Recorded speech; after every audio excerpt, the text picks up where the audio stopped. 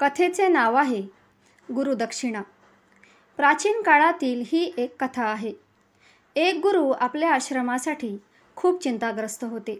ते वृद्ध होत चालले होते आणि त्यांना उरलेले जीवन हिमालयात घालवायचे होते. पण आश्रम योग्य प्रकारे चालवू शकेल असा उत्तराधिकारी कोण असेल याची चिंता त्यांना पडली होती. आश्रमात 2 शिष्य होते. दोघेही गुरुला खूप प्रिय होते.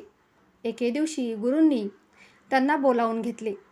मी तिकडे यात्रेला जात असून तुम्हाला 2 मुठी गहू देत आहे. मी परत येईन तेव्हा मला 2 मुठी गहू परत द्या. जो शिष्य मला हे गहू सुरक्षित देईन मी त्याला या गुरुकुलाचा प्रमुख म्हणून नियुक्त करेन.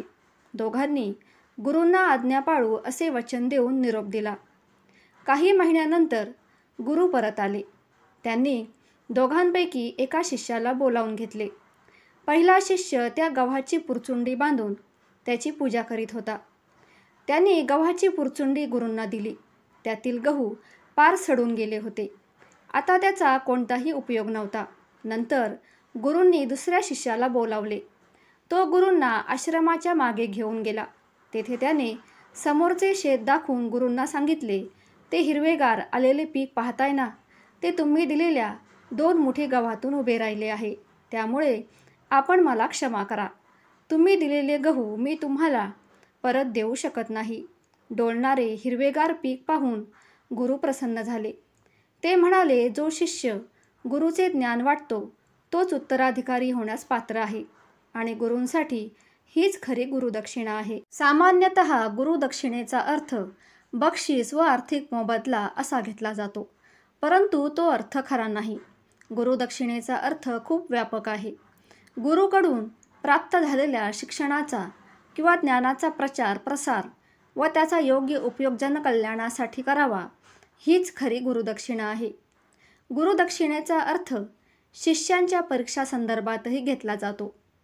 गुरुदक्षिणा गुरुप्रती सन्मान व समर्पण या भावनेचे प्रतीक आहे. गुरुला योग्य दक्षिणा म्हणजे तुम्ही स्वतः. आणि खरा गुरु तोच की जो शिष्याला स्वतःचे गुरुत्व बहाल देतो. गुरुदक्षिणा अशा वेळी दिली जाते किंवा घेतली जाते ज्यावेळी शिष्य गुरुने दिलेल्या ज्ञानाने ओथंबलेला असतो. अर्थात शिष्यच गुरु होण्याच्या स्थितीत आलेला असतो. गुरुजवळचे समग्र ज्ञान जेव्हा शिष्य ग्रहण करून घेतो आणि गुरुजवळ देण्यासाठी काहीच उरलेले नसते तेव्हाच गुरुदक्षिणेचे सार्थक होते. अर्जुनाने युद्धभूमीवर गुरु द्रोणाचार्यांना समोर प्रतिस्पर्ध्याच्या रूपात पाहिले तेव्हा त्याने लढण्यास नकार दिला. असे करण्यात अर्जुनाचा गुरुप्रती आदर दिसतो. एकलव्याला गुरु द्रोणाचार्य यांनी विचारले की तुझा गुरु कोण आहे? तेव्हा त्याने सांगितले की गुरुदेव आपणच माझे गुरु आहात. आपल्या कृपेने आपल्या मूर्तीला गुरु मानून मी धनुर्विद्या शिकलो आहे. तेव्हा द्रोणाचार्य एकलव्याला गुरुदक्षिणा म्हणून त्याचा अंगठा मागतात. एकलव्याने हसत आपल्या उजव्या हाताचा अंगठा त्यांना दिला आणि त्यामुळे एकलव्याची ख्याती दूर पसरली आणि तो एक इतिहास पुरुष बनला. गुरुचे संपूर्ण जीवन आपल्या शिष्याला सर्व बाबतीत लायक बनवण्यात जाते. गुरु आपले कर्तव्य पूर्ण करतो, पण दुसरे कर्तव्य शिष्याचे आहे, ते म्हणजे गुरुदक्षिणा देणे. गुरुकुलामध्ये शिक्षण घेतल्यानंतर शिष्य घरी जाताना गुरुदक्षिणा देतो. गुरुदक्षिणेचा अर्थ काही धन दौलत नाही. ते गुरूवर अवलंबून असते की तो आपल्या शिष्याला कोणत्या प्रकारची गुरुदक्षिणा मागतो.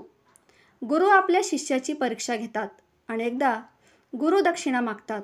त्यावेळी गुरुच्या आदेशाचे पालन करणे शिष्याच्या जीवनाचे परम कर्तव्य बनते.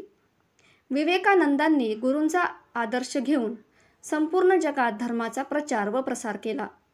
छत्रपती शिवाजी महाराजांनी आपल्या गुरुच्या आदेशावरून हिंदवी स्वराज्याची उभारणी केली.